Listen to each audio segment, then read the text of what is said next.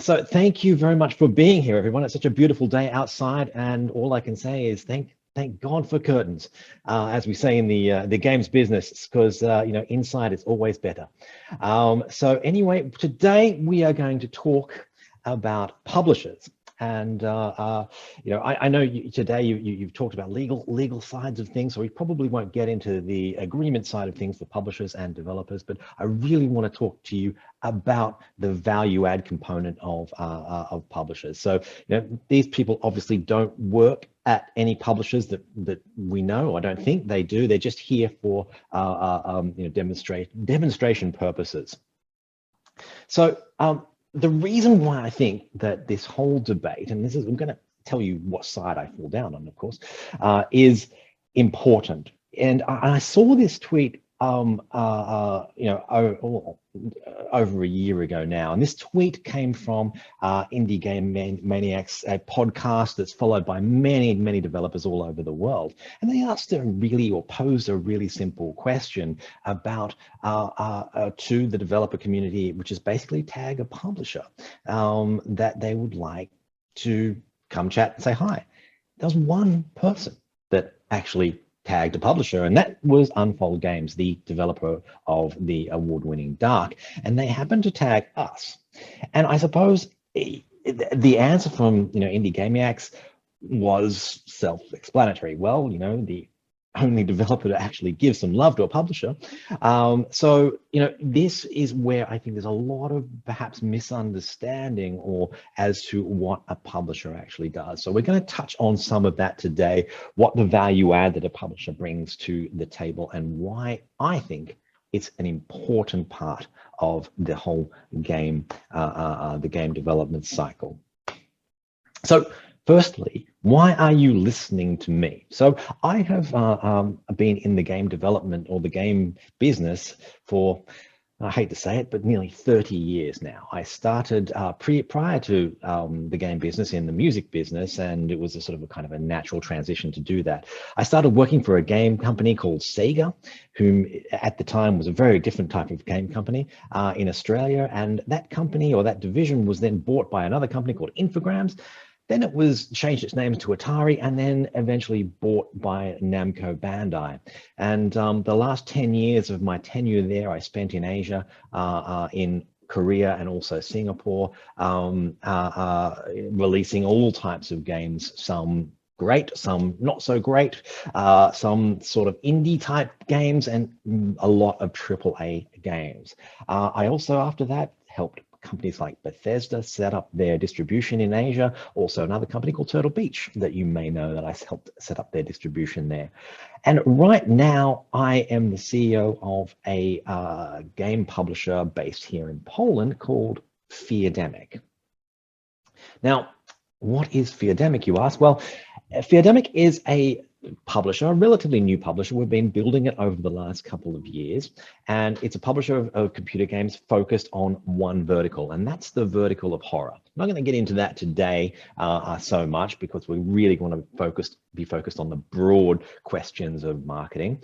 But essentially, Feardemic, we're headquartered here in Krakow, the home of Digital Dragons, and also it's worth noting that the company was founded by Peter Babiano of Bloober Team, and we're here in the Bloober Team building here in Krakow, and we have maintain a very close relationship with Bloober Team, and we're working alongside of them to bring the scares to the game world.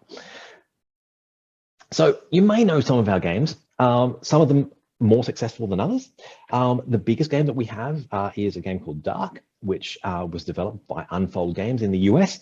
And we have released that game on all various different consoles, whether it be Xbox One, Xbox Series X, PlayStation 5, PlayStation 4, and Nintendo Switch. Some of the other games that we have are Dark Fracture, which is coming up later this year, and that has the demo has been downloaded 300,000 times, and many people have wishlisted the game. There's a lot of anticipation for that, and plus a lot of other games that we are sort of working to bring to consoles. If you're going to sort of say anything about Feardemic, about what our specialization is, besides horror, it is bringing games to console platforms. So now let's get into the key elements of this discussion. And what is it that a publisher actually does?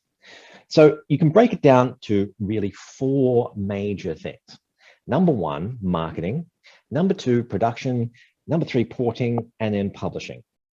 Now I'll go through some of these, but a lot of the times I've heard from many people about what is important to them as a developer, and a lot of the time I get, well, marketing's not important. It's technical things like production or like porting or getting us onto those consoles. But I always argue differently. I always argue that marketing is the single most important element. All the other things are technical and require some knowledge to do, but they're basically task-based operations. Marketing is so much more than that. It's really about a practice. It's really about how long the team has been engaged in the practice of marketing and how good they are at it, and whether or not they're contributing or developing more skills, and whether that relates to the game that you have. So we'll talk a lot about marketing, because I really do think that it is a really, really important part of the value add process that a publisher brings to the table. Now, one of the things, before we get into these roles, someone asked me the other day, and how do you negotiate with a developer? And I think the important thing is to realize that if you are a developer or you're a publisher and you're talking to each other, you're not really negotiating, right? You're not buying and selling cars. You're looking for a partner to work with you and get you to market, get you to where you want to be. And you want to see, say, for example, you're a developer, you want to get get your game on all platforms, you want to get it to the biggest audience possible, and you don't want to spend all your resources in building a marketing department. You've got to find someone that you can work with, someone that you can have a good relationship with. So I don't think of it as a negotiation. It's kind of like an audition for, audition for your potential, life partner, right? So each one of the developers that we engage with them because at some stage during that conversation, we really felt that we could have a career together, that this game that the developer has made is great. It may not be the best game in the world, but there's something there. There's some magic there that means that the next game that they do, or the game after that they do, or even the 4th game that they do, is potentially going to be a smash hit. And that's where you want to be able to work and develop a relationship with a developer over the longer term, so that you can build an audience for them, build an audience for us, and position the both companies to have a hit down the track. Because remember, companies like Bloober Team just didn't come out of nowhere. They were honing their skills as a work for hire operation long before Layers of Fear came out. So, it is a process, and it's a process for marketing, it's a process for game development and everything else. So let's kick off and get into number 1, the lesser important ones, production. Now, production is the kind of elements that you need to complete your game. Say you're a small team and you need to have some QA, some localization, some various different specialization, whether it be optimization, injected into your development cycle, development mix. So, obviously, if you have a publisher who has some experience or has some experience working with various different studios, you can find the expertise that you need and inject that into your game. In our case, we work with various different partners to fill in some gaps. Obviously Bloober Team, but and there's other companies such as Dreamloop and Rockadile, which are part of another network of studios that we've all worked with in the past, and also Roboto, which are here in Poland. So all these companies can help us. We have programmers who have access to, who've experience with Unreal and Unity. All these things we can bring to the table to add some value to the production cycle of the game. But as I said, these are task-based things. These are technical things, and that really, if you really want to look for them, find them without having a publisher, you can find them. The second thing is porting. Now, porting is really super important, of course, to get your game to as wider audience as possible. And we find with the various different consoles that the market is not as saturated. On Steam, for example, as you probably well know, 27 games get launched there every day. And that's just an average. So that does not happen on the console. So therefore, you don't have such a noisy place to find customers. So they are very, very important. And and also having a good port is very important. So the different porting platforms, you can see them here: PlayStation 5, Series X, Nintendo, even to Google, there is a porting process. Now, there's two types of companies here that you deal with, two types of developers that you deal with. Number one, bigger developers who come to the conclusion that porting is, a task-based operation that, they would be better off outsourcing because it makes more sense for them to focus on game development as opposed to sort of, wasting their time just doing coding or doing repetitive actions. And then on the other hand, there is really smaller developers that have not had the experience or do not have access to the coders that have experience getting games on consoles. So, it's not a very exciting part of the game development process, but it is a really, really important one if you want to access that whole 25% of the entire games business, which is, on console. Publishing. What does publishing mean? Well, essentially, it is the process of getting your game to market. And you think, well, you just press release on Steam, right? That's it. But, not really. It's the whole process of managing it, because once you actually release the product, it's not about walking away from it. We don't live in, certainly when I started in the games business, it was all about a day one number. We would ship a game and we would ship 1 million copies and we'd say, excellent, great, well done, off to the next one. Game selling now is about a longer term. So you start off on day one, you get your day one release, then you start cycling into sales, cycling into events, making sure that the people in the wish list or in your community keep up to date with any of the patches, with any of the additions, with any of the added content, DLCs, etc. And this goes on and on and on. And just to tell you how important this is, Dark is a really great example. This year, 2022, it was released in 2019. 2022 will probably be the biggest year for the game yet, because we've managed it through the whole life cycle of the game, and every quarter it sells more and sells more. More people become aware of it, and we're very lucky that the game has not dated at all. And we made sure we future-proofed it when we ported it to make sure all the haptics were involved, all the 4K graphics. It looked fantastic on the next generation console, what is now a current generation console, and we're able to manage it and keep on managing it over the course of the next few years. So it's very important to understand that it's not just about that day one release. It is about the whole management, the whole cycle of the game, and this is where the basic mechanics of publishing comes in. Of course, we work with various different partners to achieve that, whether it be Koch Media, whether it be Epic or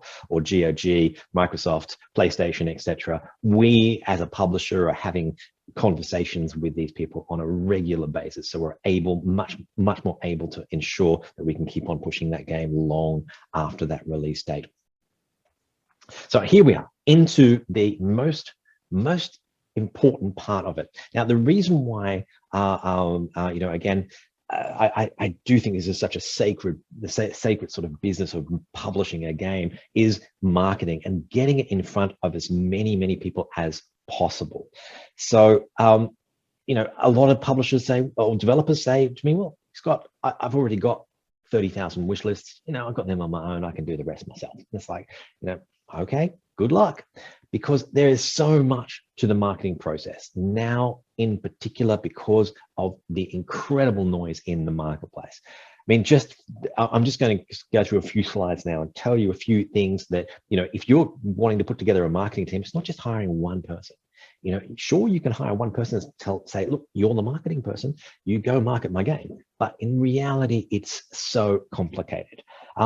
First of all, paid ads. There is a myriad of different media that you can buy, from billboards on Sunset Strip to Google ads and pre-roll on YouTube, all of which is very complicated in its execution and also in extracting the value from it. So that's just paid ads. Influencer marketing, of course, there is a million influencers out there, and keeping tracks on the ones that work, the ones that don't, and the ones that can help, and the ones that won't help is part and parcel of what our marketing team must do every day. It's also social media and whisper marketing. And social media now these days, I mean, there was a time that it was fairly organic, and you were able to build up large audiences. And even now, you come across big groups of followers on social media, but you look at the engagement and the interaction, and you can see how restricted it's been, because that actual channel is not paying for those eyeballs. So the social media accounts just throttle the views. So then you have whisper marketing, which is another way of getting around that, which ensures that you have people talking about your games, your product, or the things that you're doing on Reddit, on all sorts of in comments, all across various different social media platforms. Media outreach and PR, really, really super important, and hence why there is also PR companies out there that supplement a publishing teams group of key people. And it's all really, really important to get the reach across many different language publications, and getting press releases out there to the right audience, and keep on reinforcing that message, because doing it once is not enough. You've got to completely do it over and over and over again to keep on reinforcing that message.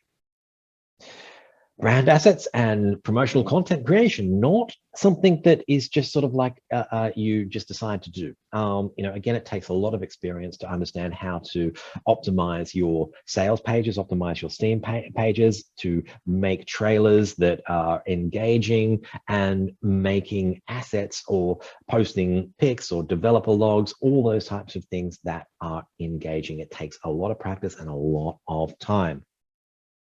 Community management, again, super important. All these things to develop that audience and keep them engaged with your product is a very big part of the marketing process, and something that a publisher will do. Industry and customer events. I mean, these are now pretty much there's usually several per month to choose from, and a lot of them are good, and a lot of them are very important to be a part of, but they take a lot of time, energy to do it. Now, if you're trying to run a development team and you're having to sort of track or create events for consumers, be part of industry events, it can take a lot of time and a lot of time out of your calendar. So again, it's really important to have a publisher, if you can have one, that's going to be able to do that for you and make sure your game is present in these avenues without you having to worry about it. Sales, I mean, again, really, really a simple thing, but it's actually really quite complicated. There is sales going on every platform at every one time. There's a cooling off period. It has to be managed. Somebody has to manage it. There has to be graphics for those sales. There has to be announcements, and it all needs to come together, and not just for the release, but for the entirety of the life cycle of that game. Literally, you have to manage that over the course of the next 3, 4, 5 years. Again, having a publisher to do that for you takes that away from your own sort of to-do list. So essentially, what the marketing department, and you will find that with publishers, there's quite a few people in the marketing department, and what they all do is basically that complete game lifecycle management. So let me just show you this is our timeline be for the next couple of months?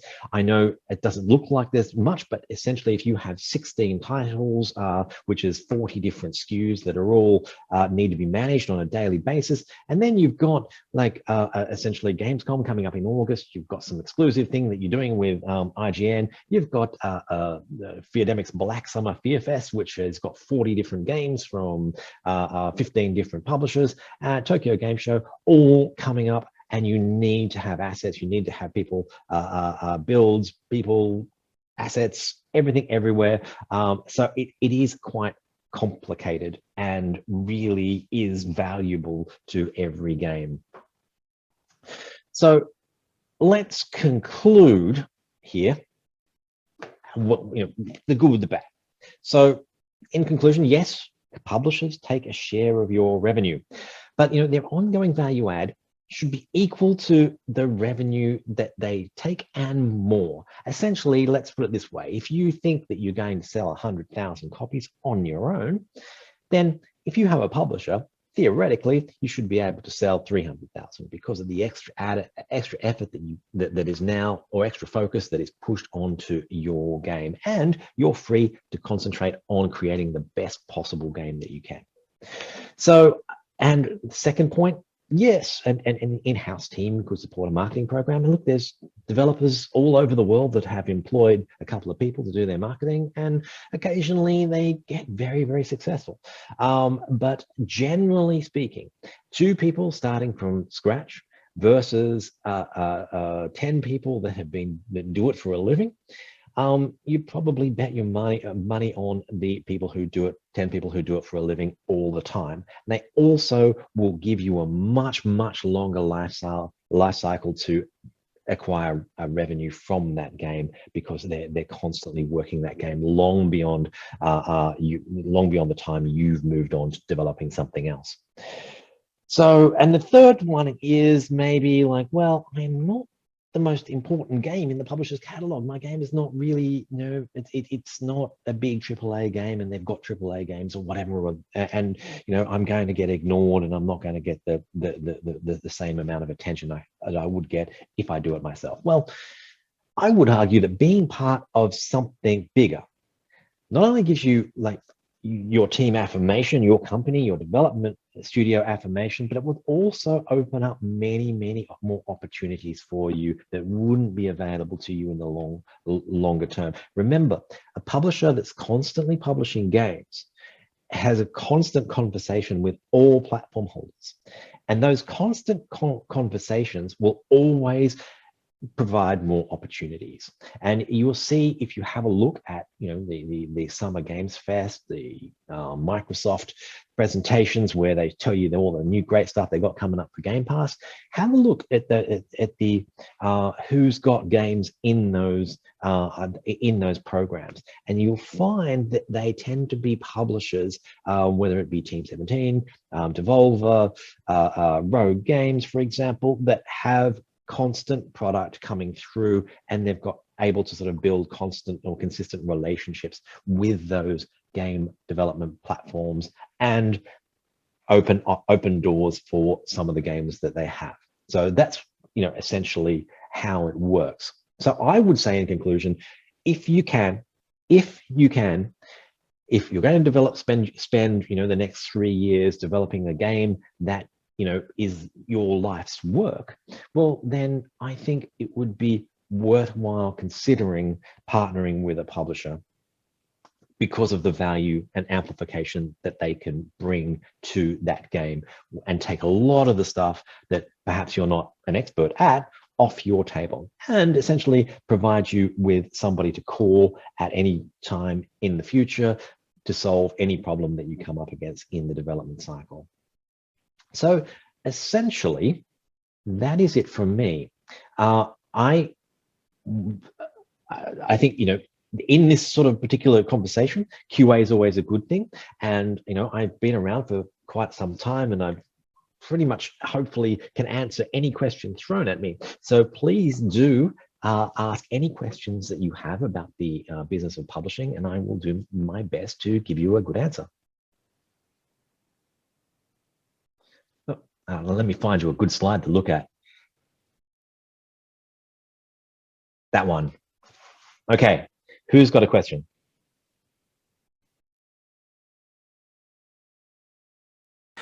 Okay, we've got questions, of course. So there is a question, what would be better, splitting money on a few marketing fields or focusing on just one?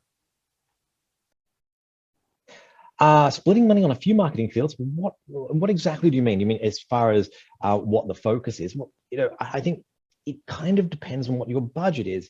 If you have, and generally, if you're developing a AAA game, right, and your budget is 20 million, you would assume that the marketing budget for that, for day one and beyond, to push it into the market, would be about a third of that. So, and this is, from a major games label, and then you can sort of work backwards from there.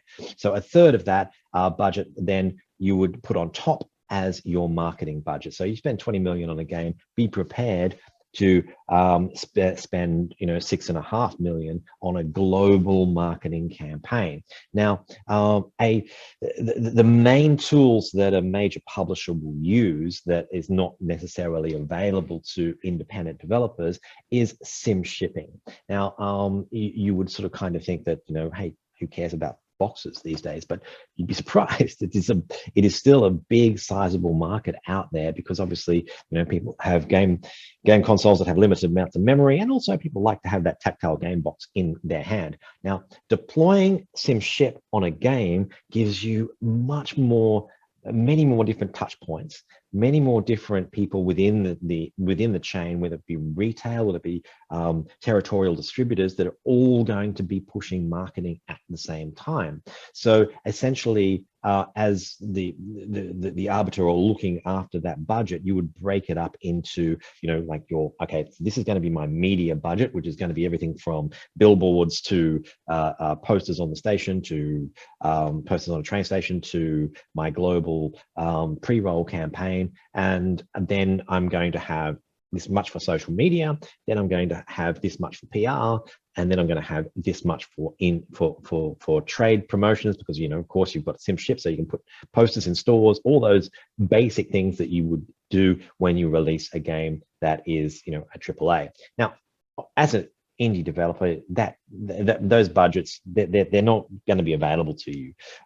So your publisher, if you have a publisher, will come to you and say, look, we're going to put this much money on the aside to market your game, and you would expect that that then gets broken up into various different areas, whether it's PR, whether it's social media boosting, whether it's pre-roll, etc. And really, they're the key things that are going to be available to you. So I hope that's kind of answered your question.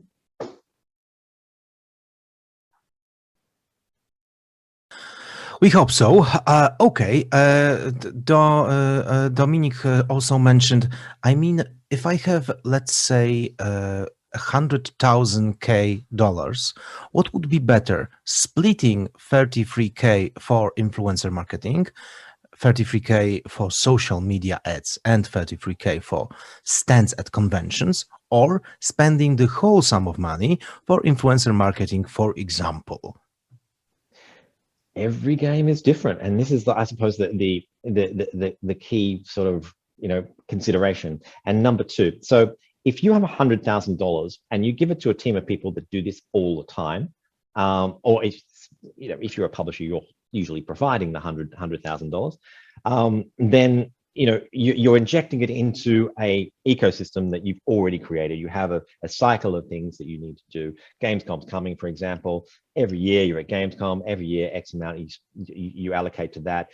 You include this game in those particular activities, and those activities are maximized by the fact that you're there every year. If you give $100,000 to a developer in his development budget says, okay, I'm going to do it all myself because I think I'm really good at it, and put that 100,000 on the table, and now from scratch, without any experience, or perhaps without any infrastructure, maybe they hire someone with experience, that 100,000 is quickly going to disappear. And it is going to quickly disappear to things like prepaid ads, boosting social media, those types of activities. Because then you've got to think, well, what's my main markets? If it was $100,000, it may sound like quite a bit, but in this sort of noisy digital world, $100,000, I'm afraid to say, is nothing compared to what all the big advertisers, whether it be movie companies, whether it be streaming services, whether it be hey, car distributors. I mean, they're all bidding on keywords. Those people have big budgets to spend, and really going up against them is really going to be difficult. So I think there is depending on what, I mean, there's no real right answer for this. I've got $100,000, I need to market a game. What do I spend it on? There's no real answer to that, because every game is different, and even year to year it's different on what is good and what is not. Now everyone's really focused on video presentation and how I can create video presentation and get eyeballs on that video presentation to try and convert it. It's not as successful this year as it was a couple of years ago, but it still tends to be the major avenue for everybody at the moment. Social media is getting harder. TikTok, I mean, you can spend money on TikTok, and who knows what happens to it. How do you convert that? I would say, if you had $100,000 and you're a game developer and you want to spend that, don't do it by yourself. Go and find somebody that is doing it on a regular basis all the time and get them to help you. Great, thank you for that. So we've got another question from Mateusz. How in reality looks like the collaboration between publisher and an indie studio who has a QA team, started already some social media actions, published a demo, and they want to release the full game and have plans to develop in the future? How does the collaboration between the publisher and such an indie studio at quite advanced time of their project, how does it look? Yeah, well, look, the first stage is obviously in the talking, and getting back to an earlier point that I made, it is a commercial transaction. Both the independent developer and the publisher are going to enter into a commercial transaction, and everyone has to have their eyes open to that. I mean, it's not, they're not going to be best friends. It is purely a commercial transaction. You provide something, the publisher provides services that the developer doesn't do or doesn't have, and the developer provides services or vision or creativity that the publisher doesn't have. So together, they essentially complement each other. But it always starts with a discussion, and whether both parties feel comfortable that that publisher has some expertise that they can use that is going to help them. Now, if the conclusion is yes, that both those teams think, okay, what you've said makes sense, I'll take it on face value, and let's look at the agreement. Then the agreement comes along. So, and this is one that, depending on, I suppose that the best one, I mean, Raw Fury has an agreement out there on the internet that you can go and have a look at and see, and it's pretty basic, and it pretty much sums up what a publishing deal looks like. And generally, it looks like this: that the developer, the owner of the IP, licenses that IP to the publisher, so that the publisher can exploit that IP and collect money from selling it to various different consumers via various different platforms. And that publisher then will create ports, or provide some funding for localization, for some extra QA, some various other technical services. And also, of course, for marketing, there would be an agreement between the two parties on what the marketing budget is going to look like. Once that agreement is looked at by both parties and they decide, okay, they're going to proceed, they will sign that agreement. Then the marketing team gets introduced.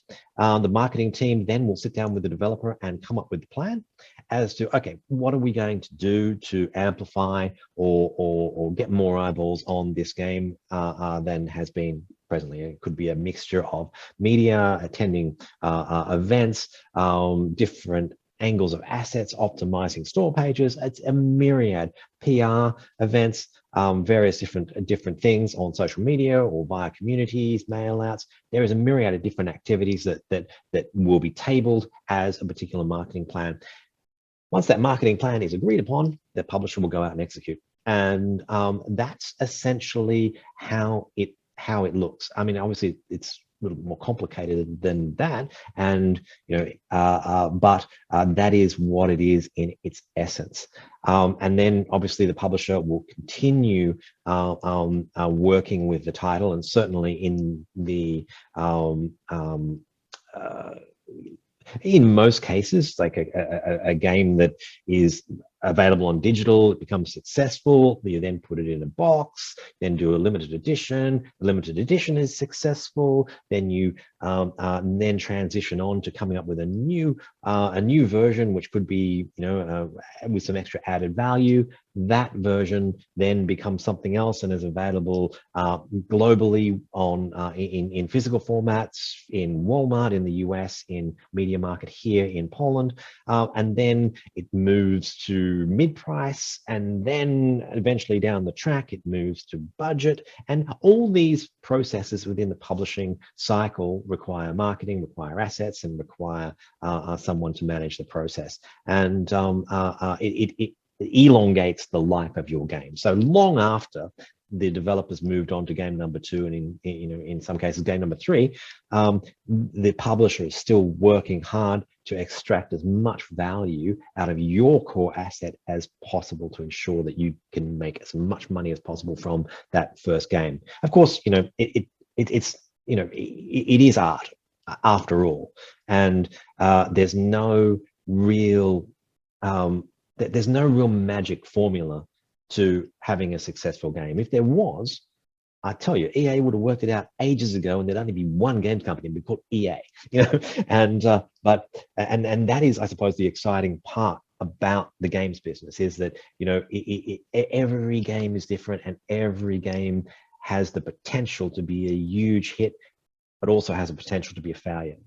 Because at the end of the day, there's so much in a game. It is the true multimedia project, and in that game, sometimes there is a bit of magic that is really hard to put your finger on, but that magic propels that game to heights that are just it's amazing, that are just really hard to describe. Now, if everyone knew how to have a hit, then everyone would be doing it, but they don't, and this is the art of game development. And once that game sort of comes along and starts getting the momentum, the job of a publisher is to know when to hit the gas, when to really push, get on the phone, and really push that game to the next level. This is really helpful. Thank you. There is a question from Mateusz as well. How does a publisher assess the potential value of a game? Do I know you, Mateusz? How does it? Well, again, this is it's like going to if you are a developer, if you are any startup looking for venture capital, you go to a venture capital, you don't know whether his fund's open, you don't know whether he's got access to capital, you don't know what's going on in his business. He is just sitting there going, well, of course I've funded all these companies over here, show me your pitch deck, and I'll see whether I'm interested in funding it. To some degree, it's like that with a publisher. There's only a limited amount of publishers. Well, there's more publishers than there were 10 years ago, but there's a lot of publishers out there, but there's only a limited amount of them, and there's only a limited amount of games that each of them are prepared to take per year, and they're all looking for the unicorns. They're all looking for the great games, and they're all out there. And so when you go to a publisher, you don't know whether their pipeline is full, whether it's half empty, whether they've got any budget to allocate to your title. You don't really know. A lot of it comes down to timing and whether you have the right product that they're looking for. Whether you could be making a first-person shooter. They could be looking for a first-person shooter. You could be making a first-person shooter. They could have tons of first-person shooters. It's really difficult to tell. But you've just got to go through the process and look and see, whether or not they're going to find your game interesting. Because one person's like no is another person's yes. And I often tell people about when I worked at Atari. There was a game came along. It was called The Witcher, and no one else wanted it. Literally, the guys at CD Projekt had gone and knocked on. I mean, I don't know all the sort of details, but essentially they'd taken that to pretty much lots of different publishers, and the only one really that would provide them with some type of distribution deal for it was Atari, and the reason was, essentially at that time, World of Warcraft was huge. Everyone thought single player games were like, nah, they're never going to work anymore. Everyone wants multiplayer. It's got to be big. It's got to be MMO. It's got to be fantastic. This is just a single player game. I mean, who wants this? But Atari sort of said, well, we need something because we've got this big hole in our pipeline. So perfect, bring this along to us.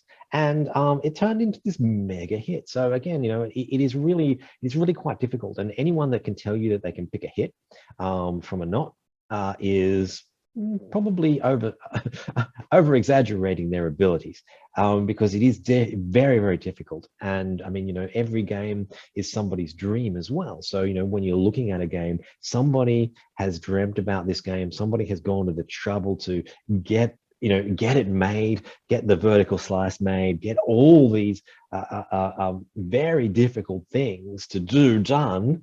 And then, so it's, you can't just sit there and just go, it's rubbish. You've got to take it for what it is and really think about, okay, where does this game fit, and what is its audience going to be? And, can I add value as a publisher? Can I add value to that developer? And if you think that you can, well, then you can talk. I mean, we've had here at Feardemic, we've had game developers that have come in they've already released the game, they've already half ported the games, they have already done extremely well on their own, and they're like, well, what can you do for me? And it's like, well, I don't know, because you've pretty much done it yourself. So there's not much I can do that you haven't done already, other than sort of write you a check, of which I'm not prepared to do. So there's nothing I can do for you. So it's like maybe someone like Sega, or maybe someone like Devolver or Team 17 would be a better partner for you, because I cannot see how I can help you where I'm at the moment and where you're at. So again, it's very hard to review or sort of look at games without sort of seeing what you can do for them. The process of evaluation is always difficult, and sometimes you miss fantastic games, and sometimes that you take on a game that you think has got a huge potential, and it certainly doesn't. So I've had opportunities doing both.